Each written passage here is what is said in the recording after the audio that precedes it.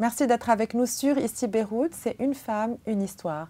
J'ai le plaisir de recevoir toutes les semaines une femme libanaise au parcours remarquable. Notre invitée de la semaine est Nadine Panayot, curatrice du musée archéologique de l'Université américaine de Beyrouth.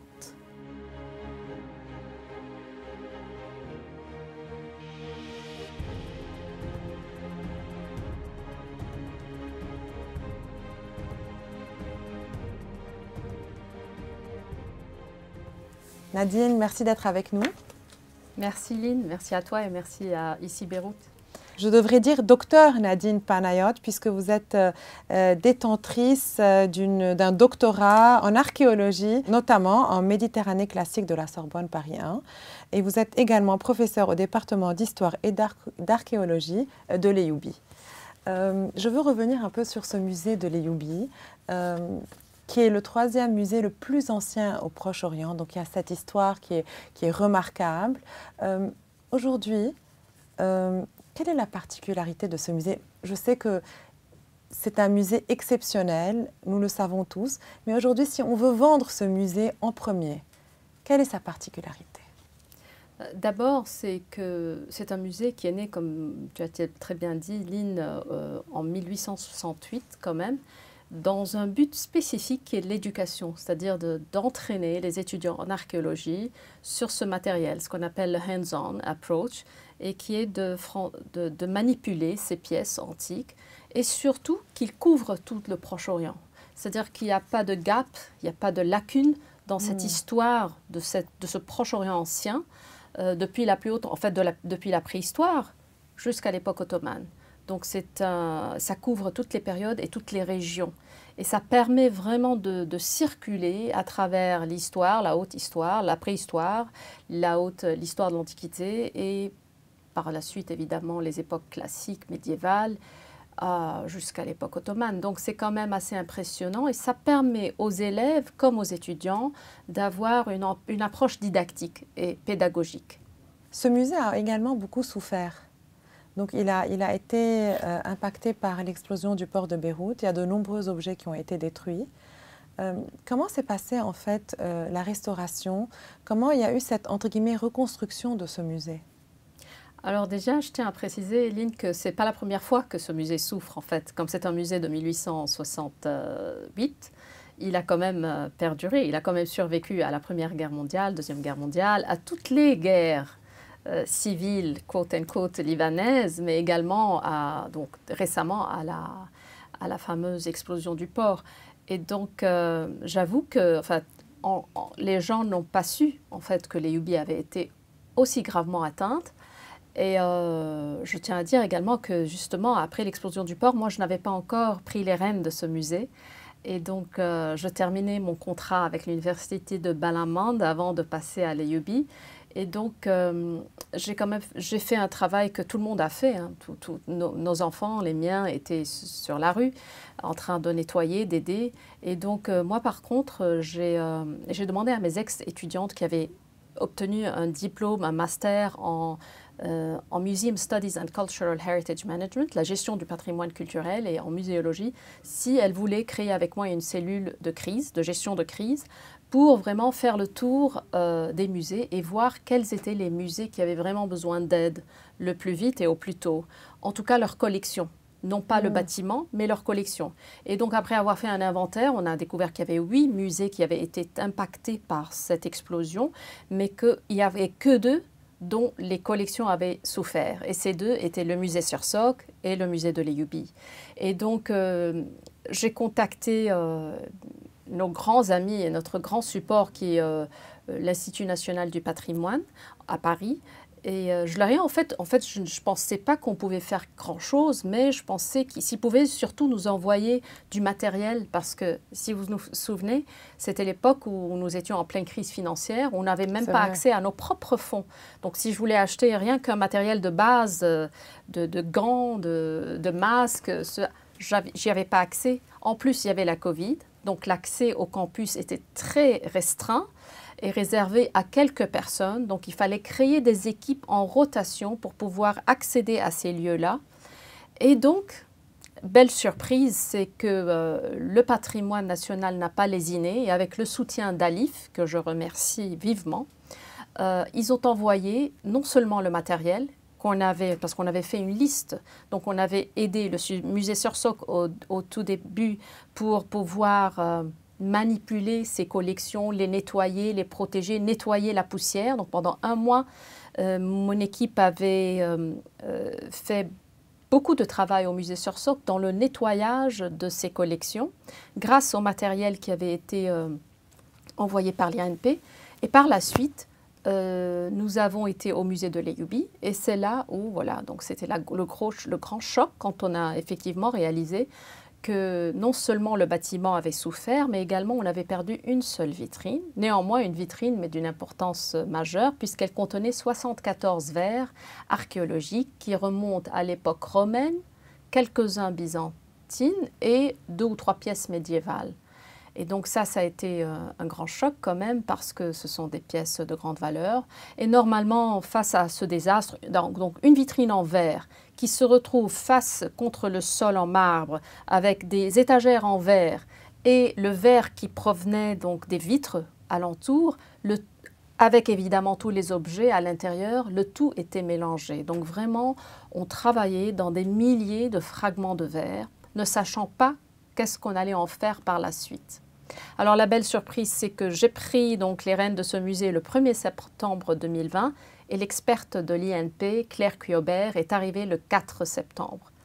Et donc avec ce que je dirais, her guidance, sous sa surveillance, nous avons tous collaboré, l'équipe du musée, l'équipe des volontaires et elle-même, pour vraiment commencer à disséquer cet espace où était tombée la vitrine.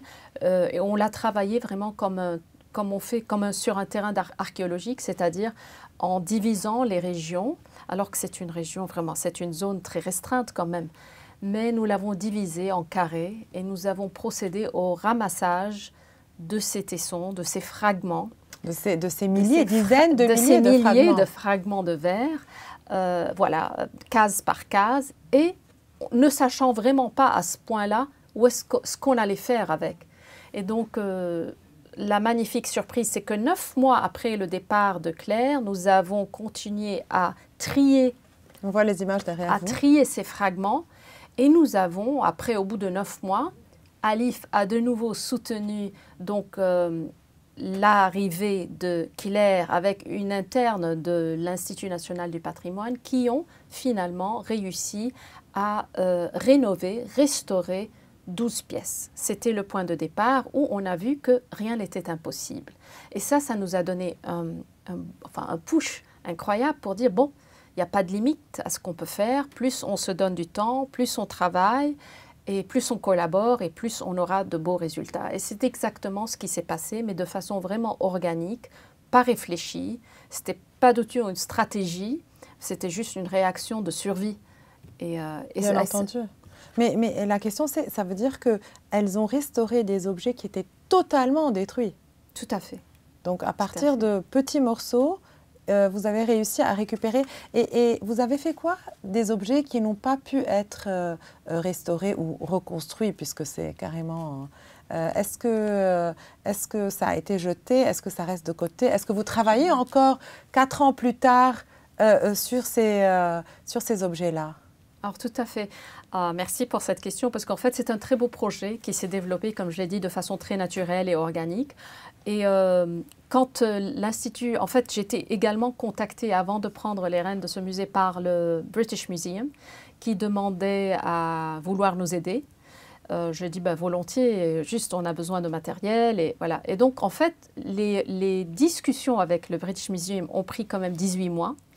Et au bout de 18 mois, alors que l'INP avait déjà quand même restauré 12 pièces, ont abouti à un deuxième très beau projet où ils nous ont demandé, parce qu'eux-mêmes n'avaient pas l'autorisation de venir au Liban, donc ils nous ont demandé si on pouvait leur envoyer quelques pièces à restaurer. Donc nous avons choisi 8 pièces qui pouvaient, même fragmentées, même en morceaux, qui pouvaient quand même supporter le voyage. Et donc nous avons envoyé 8 pièces au British Museum, également avec le soutien de TEFAF, the Foundation, the Art Fair Foundation, européenne, donc pour le soutien de l'art et donc de la conservation des arts. Et donc avec ce soutien-là, nous avons non seulement envoyé les verres, nous avons également, ils ont proposé la formation d'une personne. Aimée Bourrezet, ma collègue au musée de l'Aïebi, qui a bénéficié de 3 mois de formation au British Museum. Et donc ça, c'était un très beau parcours parce qu'au bout de cette restauration, qui a quand même duré 3 mois, ils nous ont proposé d'exposer ces 8 verres au British Museum. Donc ils ont pu restaurer 8 verres de 8 plus. Pièces, 8 verres de plus. Alors c'était incroyable parce que ils m'ont proposé donc de co-curater cette exposition. Et believe it or not, ils ont mis à disposition une très belle pièce centrale, en fait, qui est à l'entrée du British Museum, qui s'appelle la Room 3, qui est un espace expérimental. Normalement, ils y exposent une pièce ou tout au plus 2. Donc, nous avons exposé ces 8 pièces avec évidemment des lumières spécifiques, au lieu de mettre au lieu de projeter sur les murs, nous avons, pour diminuer l'impact visuel de l'exposition au public européen, nous avons quand même créé des écrans quand même transparents, suspendus au plafond, et sur lesquels on a projeté les films. Donc il y avait un film que j'avais produit moi-même, il y a d'autres films qui ont été produits au British Museum, et qui ont vraiment montré cette collaboration qui, par la suite, est devenue encore internationale, vous allez voir comment, et qui a mis en valeur ce patrimoine-là libanais. Alors, ce qui est incroyable, c'est qu'au bout de 3 mois d'exposition, nous avons quand même battu le record du nombre de visiteurs de l'histoire du British Museum pour la Room 3. Venez voir cette exposition.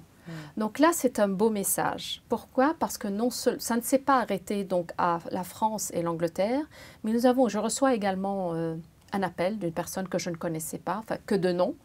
Alors, c'est le professeur Stephen Coop qui venait de prendre sa retraite comme conservateur en chef du Corning Museum à New York, qui est le plus grand musée de verre au monde, et qui a proposé son aide. Alors, j'ai dit certes, volontiers, bien sûr, mais je n'avais même pas les moyens de vous proposer un billet d'avion. Et donc, il a dit, je ne veux rien, je voudrais simplement venir vous aider. Donc, ce magnifique... c'est envoyé un peu comme un ange gardien qui débarque chez nous par ses propres moyens. Donc, il a logé pendant 2-3 semaines chez nous. Il a participé à un colloque international que j'avais créé autour des verres.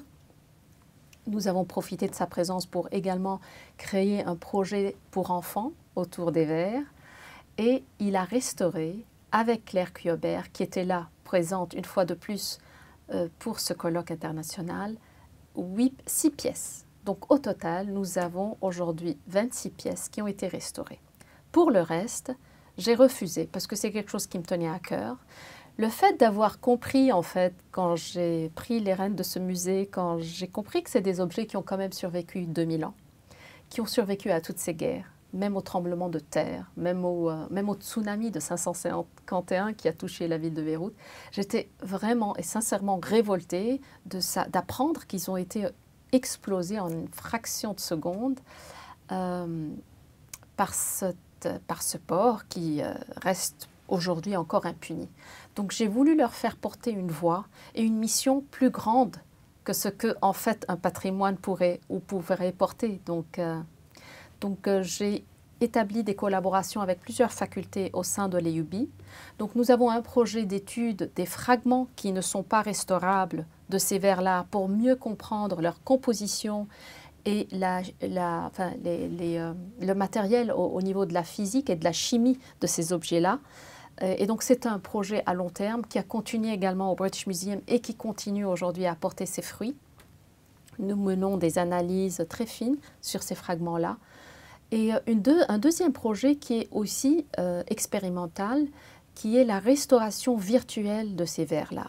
Alors, il s'est avéré que c'était encore plus complexe de restaurer des verres virtuellement à cause de la transparence et du fait que ce matériau est translucide. Et donc, nous sommes en train de développer plusieurs méthodes au sein même de l'EUB avec la faculté d'architecture et d'ingénierie et notamment le professeur Daniel Asmar. Et grâce à lui, nous avons réussi à restaurer virtuellement certaines pièces et à produire, non seulement donc de restaurer, mais aussi à produire des facsimilés en 3D de ces pièces-là. Vous voyez là à l'écran, par exemple, un 3D d'une magnifique statue qui est la statue Donc ce n'est pas la statue originale, c'est une 3D? C'est une 3D en résine de cette statue. Alors, l'aboutissement de ce très beau projet, en fait, aura lieu en juin, en Chine, puisque nos mêmes verres ont été choisis par Alif pour représenter les travaux d'Alif et la mission d'Alif au musée de Chine, au musée national chinois. Donc, ils seront exposés en juin au musée national de Chine. Et donc, c'est un beau parcours, en fait. Et aujourd'hui, si on visite le musée archéologique de l'Eïoubi, et nous encourageons toutes les personnes qui regardent à le visiter, est-ce que nous trouvons ces vers ou bien est-ce que les vers sont en train de voyager ailleurs? Alors, les vers sont tous revenus au Liban. Nous avons organisé pour la Journée internationale des musées en 2023 une très belle réexposition. Donc, on les a exposés dans un nouveau cadre, avec un nouveau message, parce que j'ai tenu à ce que ces vers soient restaurés, pas jusqu'au bout, c'est-à-dire en gardant leur stigmate, parce qu'ils portent la voix non seulement des décédés, des handicapés, des personnes qui ont été blessées par cette explosion, mais également ils portent les stigmates de nos âmes. Et surtout, ils resteront là, ils resteront témoins de l'impunité au Liban. C'est surtout ça. Donc j'ai gardé ces stigmates comme témoins et donc nous les avons réexposés dans un cadre avec une nouvelle voix, une nouvelle mission, mais avec le début donc du bombardement de Gaza, nous les avons retirés parce qu'on n'arrêtait pas de recevoir des messages comme quoi Beyrouth arrivait après Gaza, ce sera son tour. Ce n'était plus possible de les faire subir. Voilà, une énième explosion.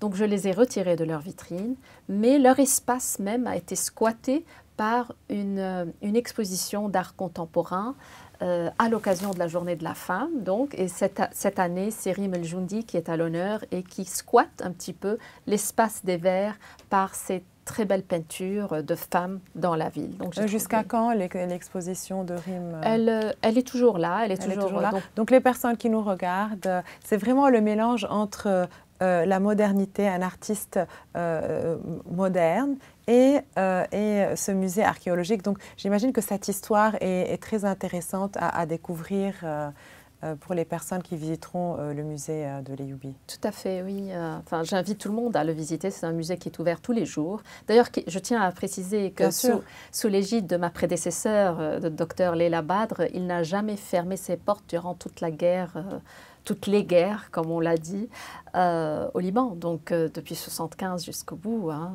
il n'a jamais fermé. Et pourtant, il a reçu des obus en direct. Et pourtant, l'Eïoubi a beaucoup souffert durant ces guerres-là, comme vous le savez. Il y a même eu une explosion à l'intérieur de l'Eïoubi, une voiture piégée à l'intérieur même de l'Eïoubi. Mais malgré ça, nous ramassons les fragments, comme vous l'avez dit, et nous continuons notre mission, parce que finalement, c'est une mission. Très, très, très belle mission. Nadine, je vais revenir un peu sur votre parcours. C'est vrai que vous êtes à la tête du musée archéologique de l'Eïoubi. Votre CV est très riche. On ne pourra pas revenir dans les détails du parcours. J'aimerais revenir un peu rapidement sur le musée ethnographique de l'université de Balaman. Donc vous étiez également à la tête de ce musée avant de prendre les rênes du musée archéologique de l'Eïoubi. Est-ce qu'on peut comme ça rapidement en parler, parce que je crois que c'est important pour les personnes qui regardent et pour les personnes qui ne savent pas de savoir qu'à l'intérieur de l'université de Balaman, il y a également un musée. Alors ça, c'était une très belle expérience parce que, bon, étant archéologue, je ne connaissais pas grand-chose au matériel rural et au matériel folklorique, mais j'ai dû apprendre sur le tas. Et chemin faisant, on a fait un très très beau projet. En fait, c'est une magnifique maison, en fait c'était une bergerie en haut de ce campus de Balaman, dans lequel j'ai servi pendant 21 ans. Je suis fière d'avoir été quand même parmi les piliers de la fondation de cette université. qui se trouve dans le nord et que je trouve particulièrement belle, donc au campus magnifique. Très beau campus. Très beau campus, en effet. Et voilà. Et là, je tiens justement à ouvrir une petite parenthèse sur le fait que beaucoup de gens, parce que moi, j'avais fait mes débuts à l'EUB même, donc tous les gens me disaient, mais pourquoi Balamand? Comment tu vas à Balamand? J'ai dit, mais c'est magnifique. Au contraire, c'est le principe même de la décentralisation. Alors, politiquement, moi, j'ai toujours été engagée pour la décentralisation et donc, je me dis, c'est le meilleur moyen de montrer comment. Et donc, je me suis investie dans cette grande université qui, à l'époque, n'était pas encore aussi grande, mais... et donc, petit à petit, j'ai donc fondé ce département d'archéologie, de muséologie. J'ai également cofondé ce magnifique, j'appellerais un petit joyau, ce musée ethnographique. Ça s'est fait à la demande de l'ancien président, le professeur Elie Salem. Et donc, j'ai répondu à l'appel. Je n'étais pas en position de dire non, de toute manière. Et donc, nous avons un peu ramassé ces objets dans les villages alentours, mais également dans la ville de Beyrouth. Et nous avons créé un magnifique petit musée parce que j'ai constaté, chemin faisant, des recherches sur pour créer l'inventaire de ce musée-là, que le Liban était le seul pays arabe qui ne disposait pas quand même d'un musée moderne et contemporain de son patrimoine, pour valoriser son patrimoine rural, ses spécificités. Et donc, c'est là que j'ai compris l'importance de ce musée ethnographique et de ce qu'il pouvait créer comme plateforme d'apprentissage pour les étudiants. Et donc, pareil, on a été très actifs, on a ouvert les portes. Il était ouvert tous les jours. Et également, on a créé des programmes pour enfants. Il est encore ouvert aujourd'hui? Oui, il est ouvert. Et la dame qui a pris la relève est une magnifique chercheure aussi. Elle s'appelle Rita Kalindjian. Et elle fait un très beau travail donc, pour maintenir ce musée ouvert, en place et très actif. Donc nous profitons aussi, voilà, nous profitons aussi, nous saisissons cette opportunité pour les personnes qui vivent dans le Nord ou pas, de visiter ce très beau musée qui est petit, perché sur la montagne, mais qui est très intéressant également. De toute façon, lorsque vous étiez à la tête de ce musée, vous avez également travaillé à la préparation d'un musée qu'on connaît moins, qui est le musée du monastère patriarcal de l'université de Balamand, qui a juste ouvert récemment ses portes. Oui, tout à fait. Alors ça aussi, d'ailleurs, c'est un projet qui a précédé le musée ethnographique. C'est une très grosse recherche que j'avais menée au sein de Balamand, donc du monastère patriarcal de Balamand, et qui m'a vraiment révélé un trésor. D'ailleurs, on l'appelle le trésor. Traditionnellement, on l'appelle le trésor du monastère de Balamand. Et j'ai découvert une richesse inouïe. Donc, ceci s'est matérialisé par la publication d'un très gros ouvrage, une monographie sur le monastère de Balamand, et donc qui réunit toutes sortes de recherches. Donc, l'étude, j'avais également mené des fouilles archéologiques à l'intérieur même du monastère et autour, dans le cimetière notamment. J'avais également donc sollicité l'aide de Feu Anisshaya, qui avait fait l'étude, ce qu'on appelle l'archéologie du bâti du monastère.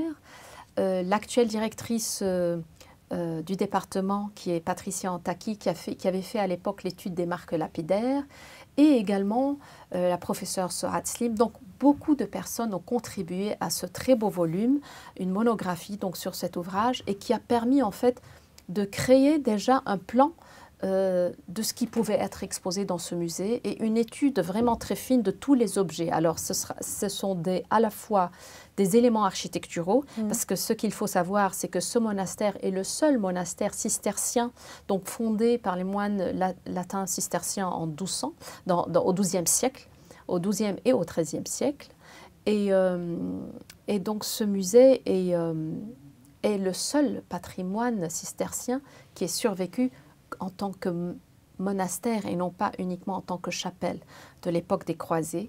Et il a été surtout préservé grâce à la restauration de la Direction générale des antiquités du temps de Feu Maurice Chehab. Et la personne qui était en charge de la restauration de ce musée était l'ancien directeur aussi, Camille Asmar, le professeur Camille Asmar. Donc j'aime bien ce parcours et ces collaborations qui se sont faites au fil et au cours des années. Et j'aime bien le fait de dire que je ne fais que rajouter ma part, c'est tout. dans une très belle suite. C'est une part qui est très importante. Donc, comme je le disais tout à l'heure, vous avez un CV, on peut passer des heures à le parcourir. Vous avez été conseillère de plusieurs ministres de la Culture. Vous avez contribué à cette loi. On ne va pas entrer dans les détails de la loi sur la protection des antiquités. Vous avez vraiment un parcours très riche dans ce domaine et vous êtes reconnue comme étant l'une des archéologues ayant le plus d'expertise dans ce domaine spécifiquement au Liban. J'aimerais conclure par un projet qui vous tient particulièrement à cœur. D'ailleurs, je vais vous demander, vous aimez beaucoup la région du Nord, on dirait. Donc, entre l'université de Balamand et ce projet-là, ENFE. Alors, c'est drôle comme question parce que je suis une Beyrouthine née.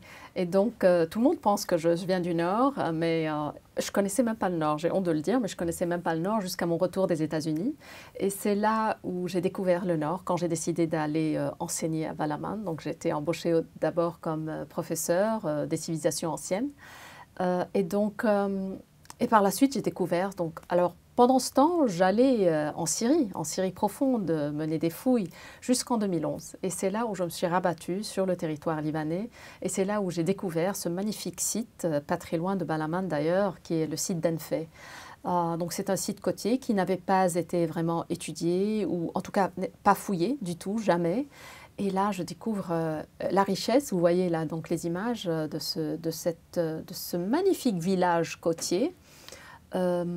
Qui est porteur, en fait, qui représente le patrimoine libanais, parce qu'on y a retrouvé la préhistoire, la période chalcolithique, avec 2 jarres funéraires du chalcolithique, l'âge du bronze ancien, l'âge du bronze récent, ensuite l'époque byzantine, une forteresse médiévale et plusieurs églises, donc byzantines et médiévale. Donc c'est vraiment tout un parcours. C'est le parcours du Proche-Orient qu'on retrouve dans ce petit boui-boui, dans ce Finistère, comme je l'appelais, qui est Enfé. En fait, c'est quelque chose qui me tient particulièrement à cœur parce que j'y ai mené non seulement des fouilles archéologiques, mais surtout une campagne de conservation et de protection. C'est ça qui est important. Voilà. C'est pour ça qu'on tient à préciser qu'il y a une campagne parce qu'il y a de plus en plus de personnes qui vont à Enfé, qui veulent construire, qui veulent...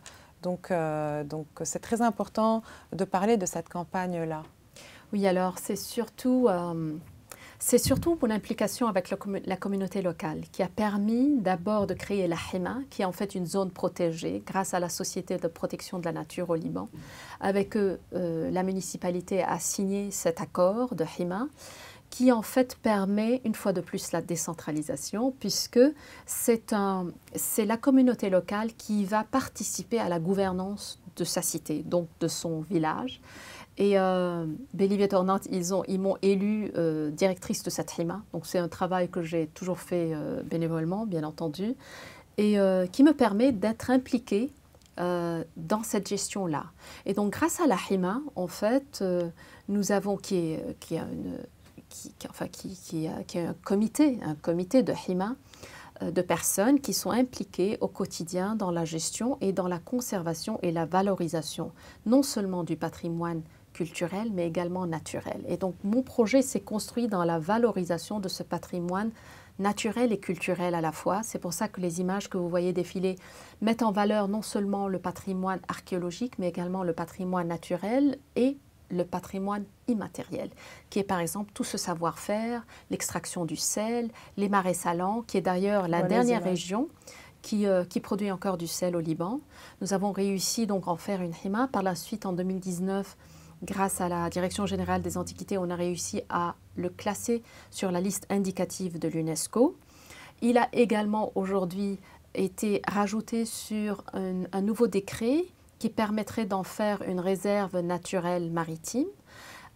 Il a même été approuvé par le ministère, par le gouvernement, mais aujourd'hui, le décret se retrouve une fois de plus, comme beaucoup d'autres décrets, dans les tiroirs notamment dans le domaine du patrimoine. Exactement. Donc voilà, c'est un très beau parcours, Enfé, et si je peux dire que j'ai contribué à quelque chose, aujourd'hui, on a plus de 29 maisons d'hôtes à Enfé, seules. Aujourd'hui, les habitants ont compris la valeur de leur propre patrimoine. Ils se sont réappropriés ce patrimoine-là. Ils en ont compris la valeur, mais surtout, ils ont compris la valeur de limiter les dégâts et l'atteinte à ce patrimoine. Ils ont compris qu'ils peuvent en profiter tout en le préservant. Et c'est ça un petit peu qui me donne aujourd'hui le titre, que je le veuille ou pas, d'archéologue public. On m'appelle l'archéologue public archaeologist. Mais c'est pas, et ça, j'en suis vraiment fière parce que je trouve que le patrimoine appartient aux gens, appartient à tout le monde. Et c'est ridicule d'en faire l'apanage d'une élite culturelle ou d'une élite intellectuelle et académique. Ce n'est pas du tout le cas. Le patrimoine appartient à la communauté locale et c'est la communauté locale, elle seule, qui est capable, en fait, de le préserver à long terme. Et donc, tout est dans la communication avec cette communauté locale, tout est dans cet échange en permanence qui va permettre, en fait, de sauver le patrimoine à long terme et non pas à court terme. Et c'est ça qui est important quand on veut gérer et parler de gestion du patrimoine culturel. Très beau message de fin, donc j'invite les personnes qui nous regardent également, à part, on a le musée de l'Université américaine de Beyrouth à visiter, et puis le musée ethnographique de Balamand, le musée du monastère également, et puis cette très belle région de Enfé, que nous sommes si fiers de voir préservée aujourd'hui, parce que malheureusement, ce n'est pas le cas pour d'autres régions au Liban. Merci beaucoup Nadine. Nous pourrions passer des heures à parcourir votre CV. Vous avez été décorée plusieurs fois. J'aimerais aussi rappeler que vous êtes experte du patrimoine mondial auprès de l'UNESCO. Vous êtes également ancienne vice-présidente de l'ICOM Liban. Et de nombreux autres titres, conseillère de ministre, comme je le disais. Vous siégez sur le conseil d'administration de très nombreuses associations également. Parcours très inspirant. On retiendra 3 choses essentielles pour les personnes qui nous regardent. Visiter le musée archéologique de l'Eyyoubi, visiter le musée ethnographique de Balamand et surtout visiter Enfé, ce très beau projet qui nous rend vraiment très fiers. Merci. Merci à vous, Lynn. C'était Dr Nadine Panayot, curatrice du musée archéologique de l'Université américaine de Beyrouth. C'était notre invitée de la semaine pour Une femme, une histoire. Je vous invite à nous suivre sur notre site web et nos réseaux sociaux. À la semaine prochaine.